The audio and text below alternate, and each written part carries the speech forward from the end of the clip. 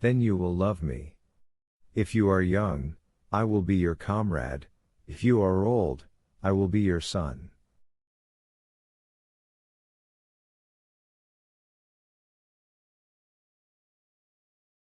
I have a father who is 70 if he yet lives, I only love him and a young girl called Mercedes.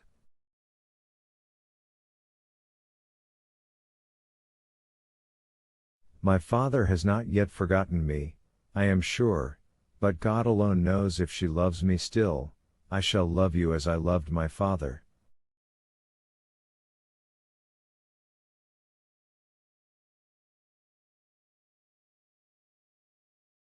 It is well, returned the voice, tomorrow.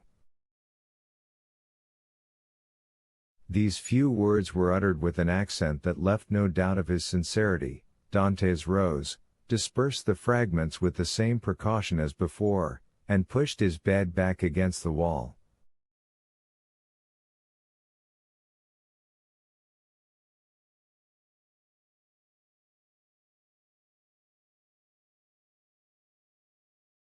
He then gave himself up to his happiness. He would no longer be alone. He was, perhaps, about to regain his liberty. At the worst, he would have a companion, and captivity that is shared is but half captivity.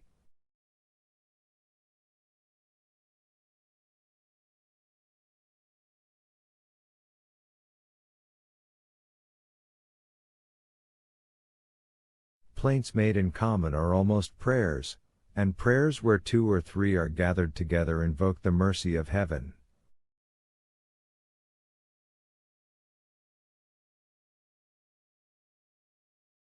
All day Dantes walked up and down his cell.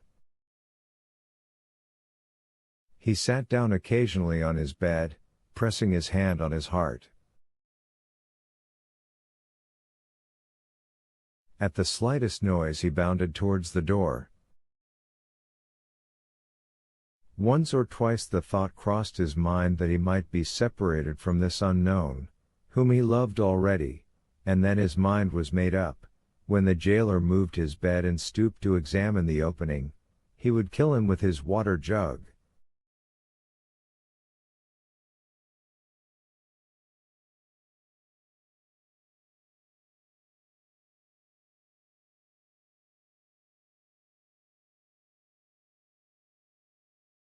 He would be condemned to die, but he was about to die of grief and despair when this miraculous noise recalled him to life.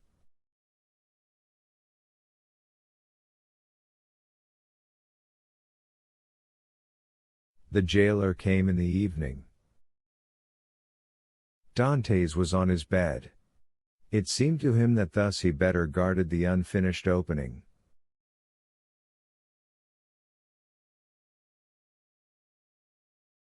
Doubtless there was a strange expression in his eyes, for the jailer said, "Come, are you going mad again?" Dantes did not answer, he feared that the emotion of his voice would betray him.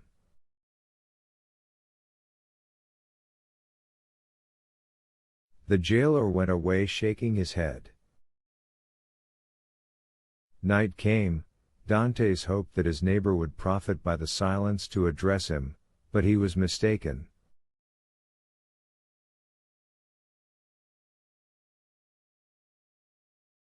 The next morning, however, just as he removed his bed from the wall, he heard 3 knocks.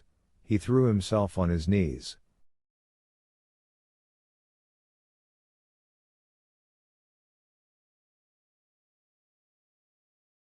"Is it you?" said he. "I am here."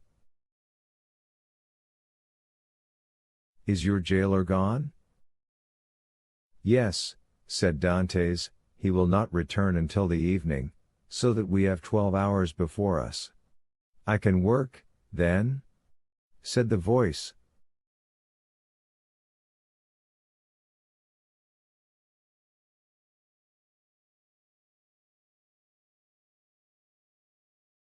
"Oh, yes, yes, this instant, I entreat you."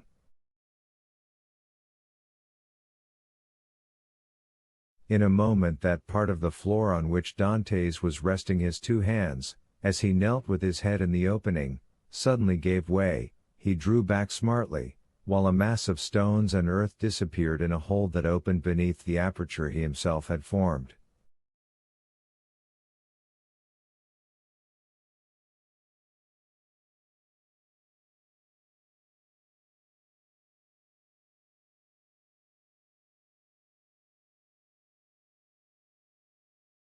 Then from the bottom of this passage, the depth of which it was impossible to measure, he saw appear, first the head, then the shoulders, and lastly the body of a man, who sprang lightly into his cell.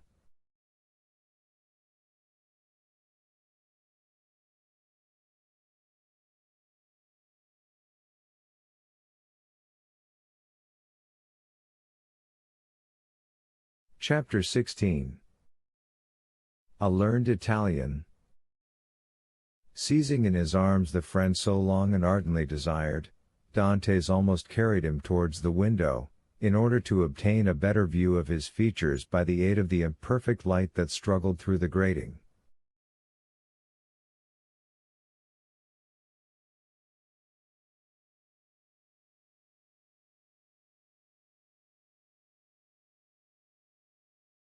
He was a man of small stature, with hair blanched rather by suffering and sorrow than by age. He had a deep-set, penetrating eye, almost buried beneath the thick gray eyebrow, and a long, and still black, beard reaching down to his breast.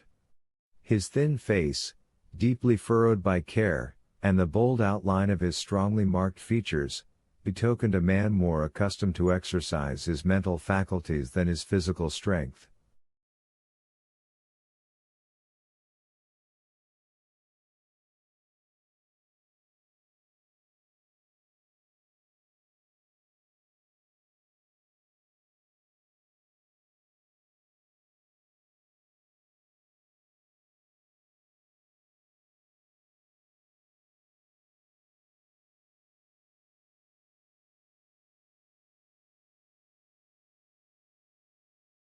Large drops of perspiration were now standing on his brow, while the garments that hung about him were so ragged that one could only guess at the pattern upon which they had originally been fashioned.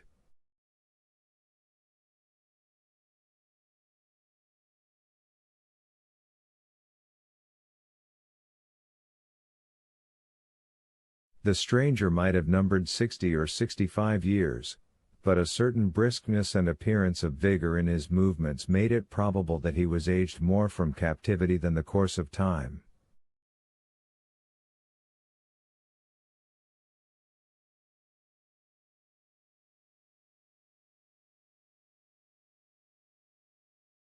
He received the enthusiastic greeting of his young acquaintance with evident pleasure, as though his chilled affections were rekindled and invigorated by his contact with one so warm and ardent.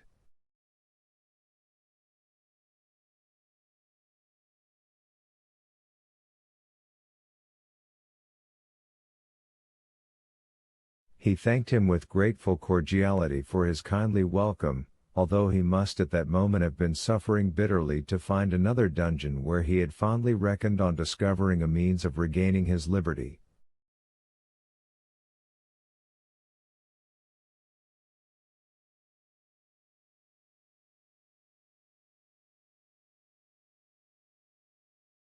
"Let us first see," said he, "whether it is possible to remove the traces of my entrance here. Our future tranquility depends upon our jailers being entirely ignorant of it."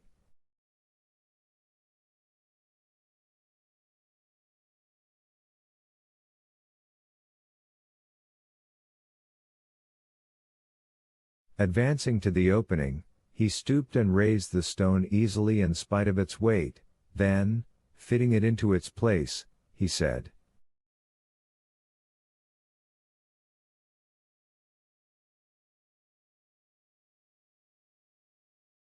"You removed this stone very carelessly, but I suppose you had no tools to aid you."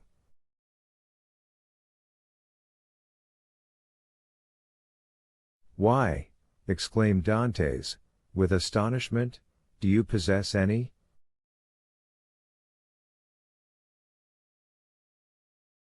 I made myself some, and with the exception of a file, I have all that are necessary, a chisel, pincers, and lever.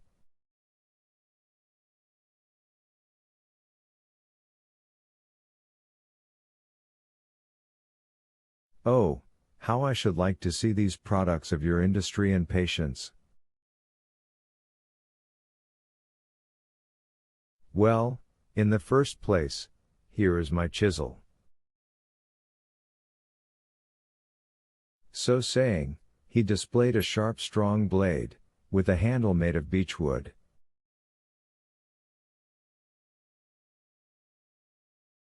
And with what did you contrive to make that? Inquired Dantes. With one of the clamps of my bedstead, and this very tool has sufficed me to hollow out the road by which I came hither, a distance of about 50 feet.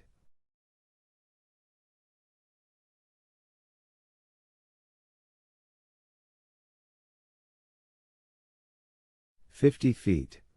Responded Dantes, almost terrified. Do not speak so loud, young man, don't speak so loud. It frequently occurs in a state prison like this, that persons are stationed outside the doors of the cells purposely to overhear the conversation of the prisoners.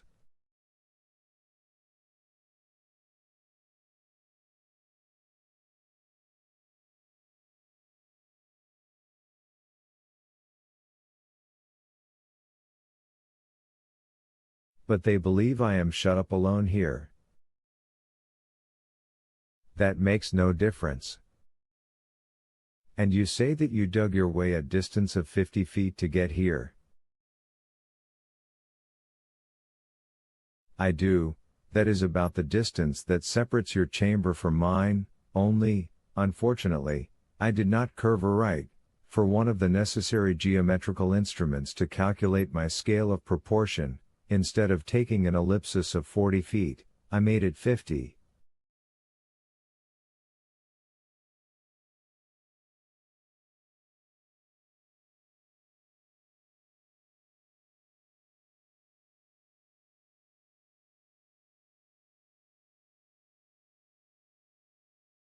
I expected, as I told you, to reach the outer wall, pierce through it, and throw myself into the sea. I have, however, kept along the corridor on which your chamber opens, instead of going beneath it.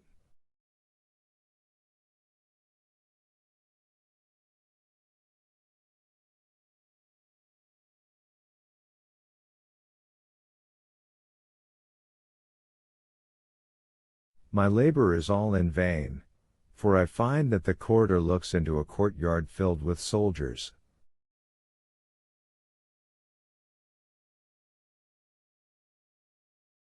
That's true, said Dantes, but the corridor you speak of only bounds one side of my cell.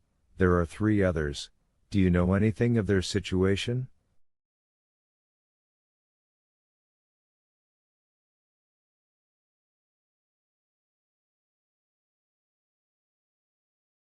This one is built against the solid rock, and it would take 10 experienced miners, duly furnished with the requisite tools, as many years to perforate it. This adjoins the lower part of the governor's apartments, and were we to work our way through, we should only get into some lock-up cellars, where we must necessarily be recaptured.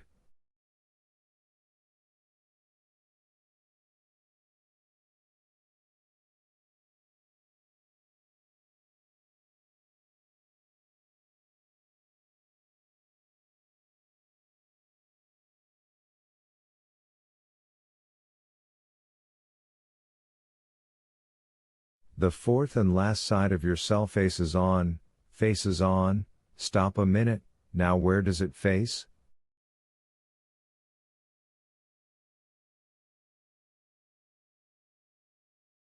The wall of which he spoke was the one in which was fixed the loophole by which light was admitted to the chamber. This loophole, which gradually diminished in size as it approached the outside, to an opening through which a child could not have passed, was, for better security, furnished with 3 iron bars, so as to quiet all apprehensions even in the mind of the most suspicious jailer as to the possibility of a prisoner's escape.